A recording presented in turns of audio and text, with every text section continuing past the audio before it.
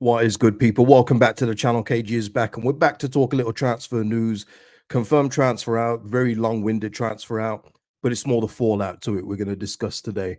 We're going to speak about Ljubicic as well, and I think we're going to wrap a little bow up on Jonathan Rowe. Before I get into it, like, subscribe, drop your comments below. Thank you to all existing members. Appreciate every single one of you. If you want to become a member, link is in the description, or is the join button next to the subscribe button on the channel's page, I should say, actually. But listen, I'm here to talk about Georginio Rutter because this got people up in a frenzy. We have been reverse bantered 10 years ago. This happened 10 years ago. Brighton and Hove Albion, of course, confirmed Georginio Rutter's arrival at the football club. He's done all his media and everything else. And, if you've watched the video, you've seen he's very happy to be there. Can't wait to get started. Brighton's a big club and everything. But what happened before left a bit of a sour taste in a few of your mouths. And I know that. But I'm going to give my take from my point of view, and I don't think you're going to be very surprised by it. But for me, these kind of things just reiterate what I keep telling you people. Don't fall in love with football players. The only thing you should love is the football club. Enjoy the players while they're here, but don't get attached to them. Even great personalities like Georginio. And listen, I'm not going to play the video because I don't know if I'd get copyrighted for it, so I'm not going to bother. But I think you can find the Brighton video very easily. It's on all their socials and everything. But, he writes out, "Don't go to bed just yet," this very message, and then turns to the camera and winks. Now, bear in mind, Georginio Rutter was 12 years old when this thing happened. I doubt he would know much about it. But let's just say he did know. Okay, there's two scenarios here, yeah? It could be this. The Brighton media team have asked him to do this thing, and Georginio's like, what is the meaning of "don't go to bed just yet"? And the Brighton media team are saying to him, "Look, we are going to announce your signing late at night, and we don't want Brighton fans to go to bed just yet. So we want them to be excited and to stay awake to see your arrival." And he's like, okay. But let's just say it's scenario two. "Hey, what is the meaning of "don't go to bed just yet"? And the Brighton media team say to him the truth. Well, 10 years ago, Leeds United they promised their fans that "don't go to bed just yet," as if they were going to sign some players, and they did no such thing. In fact, I think they actually released some players or sold some. So we just think it would be good to banter them back. And Georgie would say, "But who pays my wages right now?" "We do, Georgie, Brighton Hove Albion." "Well, I will do it." So it could be one of the two scenarios. Either way, the thing I always say to you, yeah, is don't fall in love with the players. And I've seen the abuse that Georginio's got on his Instagram. How can you do that? This and that. Like I said, I don't think he would have known about it. He was 12 years old when that message first came out. But it's the thing as well about, this is another message that you see. After all the trouble he had settling in, we gave him a second chance. I'm talking in general. I'm not talking here. These are the messages I saw, and this is how he repays us. He owes us something. Georginio owes us nothing. This is what he gave to us from the start of that season in the Championship. This is what he gave us. He did his part. This is why he's been spent so much money on. That's why he's cost 40 million, because he did his part for the team. You know what I mean? Apart from that end of the season where he had the hernia situation, he more than did his part. So this is it again. I thought the Archie Gray thing had settled it with a lot of fans. I know a few of you, it finally opened some of your eyes. I got the messages for that. Like, "Oh, I thought Gray was going to be here till he was 25. I can't believe it, Cage. I thought he'd go to Liverpool or something." Meanwhile, Gray's agreed terms with Brentford and then Spurs. So it shows you that he just wanted Premier League football. Georginio will be another one. Great personality. Looks like he's going to be the same buzzing, smiley guy at Brighton, because that is just his personality. Already seen Brighton as well take Georgie Cam as well. It's what it is. You know what I mean? And Brighton just, bookended it with this one as well. Let me just get this up here. "You can go to bed now." Fully in the mud. You know what? One of the funniest replies under the whole thing actually was a Brighton fan saying, "Free Ben White." I actually found that hilarious. And the thing is, people, if you don't want to be bantered, this football club needs to be better. Because if you go back to that period of Ben White, that's Arsenal, Ben White, Brighton, and Leeds. Now, only one of those things don't belong in that conversation anymore, and it's us. We're the ones looking like, "Hey, hey, I thought I'd just squeeze in here. How you guys doing? Yeah, how you guys doing?" We don't belong in that conversation anymore. The best thing that we could do to get some, get our chain back is get promoted, beat Brighton on an evening, Monday night football game, and then we can then return the favor.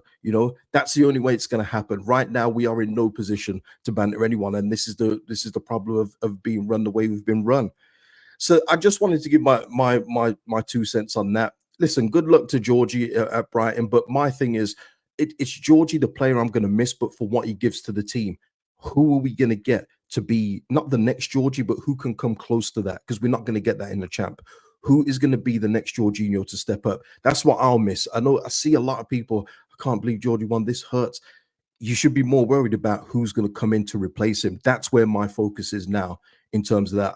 I love what the player does for the club, but I know it's not forever, people. It's never permanent. It's temporary. So you got to enjoy them while they're here, much like Rafinha. But listen, who's going to replace him? Well, we're going to put a bow on the Jonathan Rowe stuff, people. Before I go on to Jonathan Rowe, this is just to wrap up the Geordie thing, but it's more to do with transfers in general. The social media team needs to stop this kind of statement now. All this, we would like to place on record our thanks to Georgie for his efforts both on and off the pitch, along with his exemplary attitude and professionalism during his time at the club. Enough with the job references now. It was funny to begin with.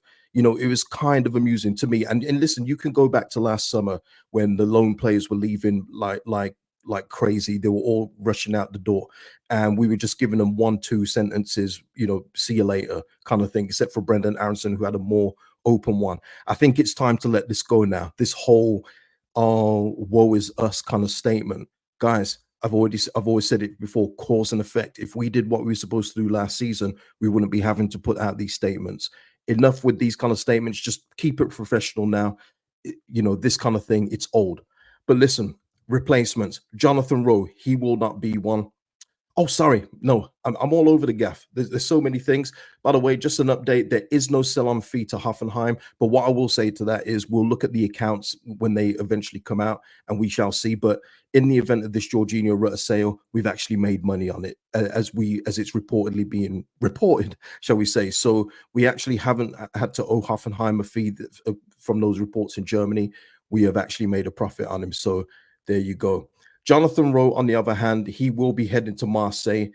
He has made it very clear to Norwich that he wants to go, and it looks like Marseille submitted a third bid for Rowe over the weekend, along with the obligation to buy. Total cost around 13.5 million, and that is what Jonathan Rowe wants. Fabrizio confirmed that is his destination.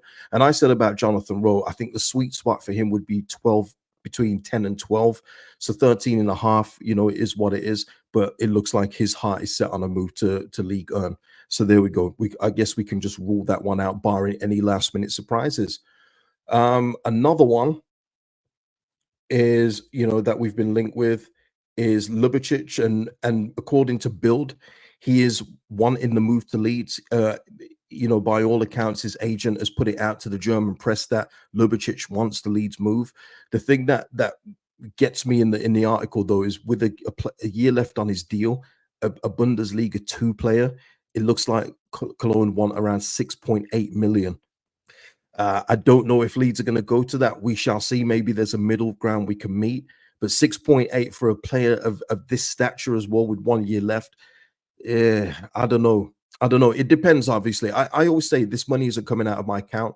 The way I always look at it, though, is if you're spending that much, do we have much left to get a left back? Do we have much to get attackers? How much of that does it eat out of that? Because it's not just the 6.8 million fee, it's the signing on fee, it's the wages, it's everything else that comes into it. So we shall see if there's any movement on that. And if there is, I'll come back live to you on that one. Rival watch, as we do, because we now, with our team, we have to look at rivals. And Sander Berg, as we know, was linked with Manchester United. He is now going to sign for Fulham. That deal is done. Basically, I think it's done. They were looking at Scott McTominay. They couldn't reach agree fee with Man United for Scott McTominay, so they moved on to Sander Berg. And I've got to say, Sander Berg to Fulham, it just matches. It's such a Fulham signing. You know what I mean? Like Hangeland and Danny Murphy and all these cats. Just that kind of signing. Just Sander Berg, Fulham. It goes, and I feel like he'll be there for like the next 3-4 years kind of signing. But there we are. Burnley losing yet another player of their squad. shows that, you know, we're not the only ones being weakened. But guys, focusing back in-house, we need signings today. Like I need to come back to you live today with a signing update. We need something before Sheffield Wednesday. I said we need two. You know what I mean? It has to happen. We need to strengthen this squad. The team needs a boost. We need replacement players. And it is as simple as that. We need that. But look, people, that is the update for now. If there's anything of note coming, you know, later today, I will be back.